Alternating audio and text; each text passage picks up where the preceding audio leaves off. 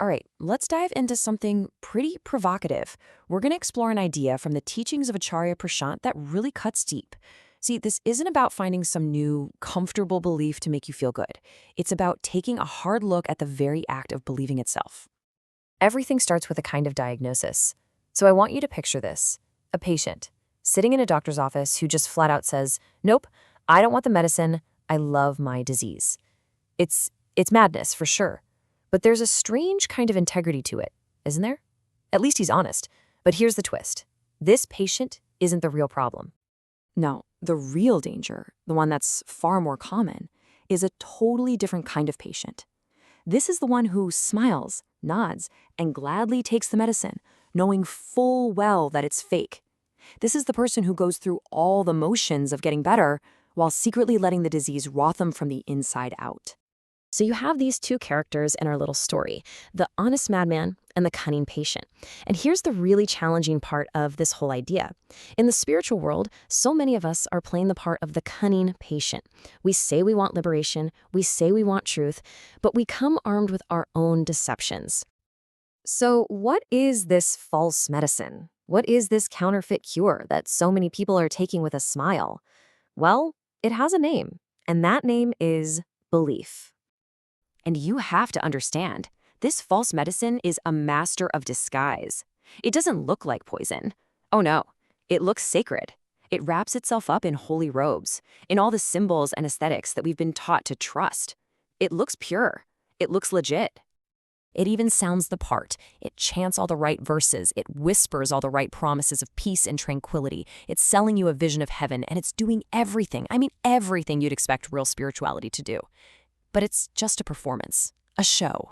Because when you dare to pull back those holy robes, when you listen past the beautiful chants, what you find hiding underneath isn't God. It's not the divine, it's the ego. The very thing you were trying to escape from, now wearing the ultimate spiritual costume. This completely redefines what a belief even is. You know, we think of beliefs as harmless little things, just opinions.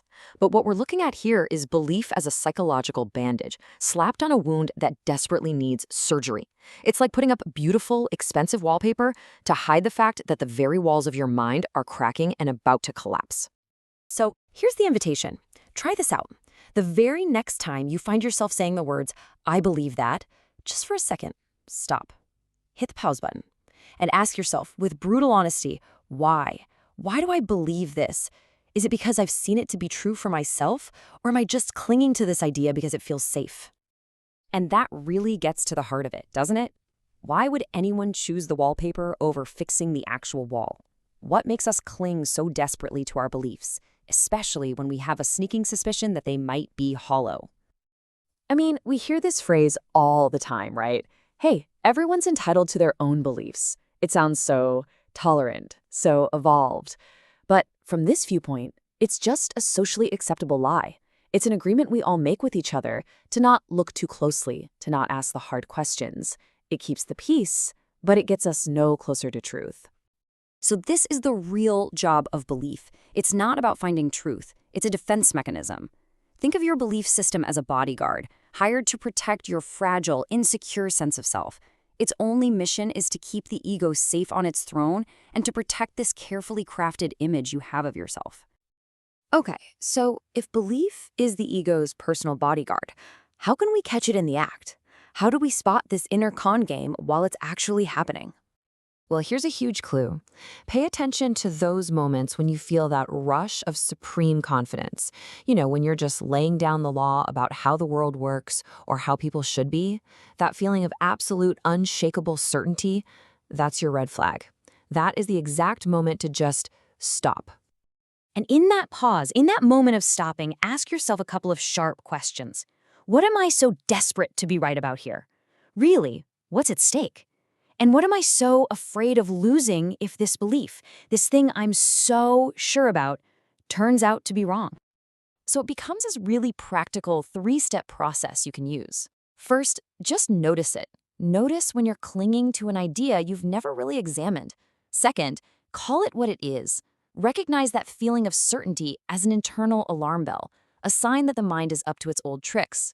And third, understand why. This belief isn't there to serve truth. It's there to serve the ego. So if belief is the false medicine, the counterfeit cure, what's the real medicine?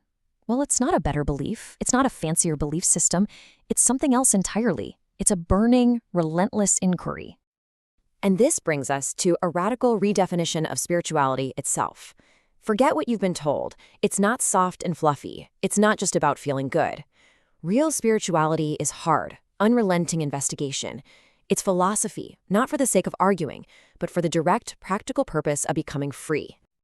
And here's the thing that changes everything. Truth doesn't need you to believe in it. It's not asking for your vote.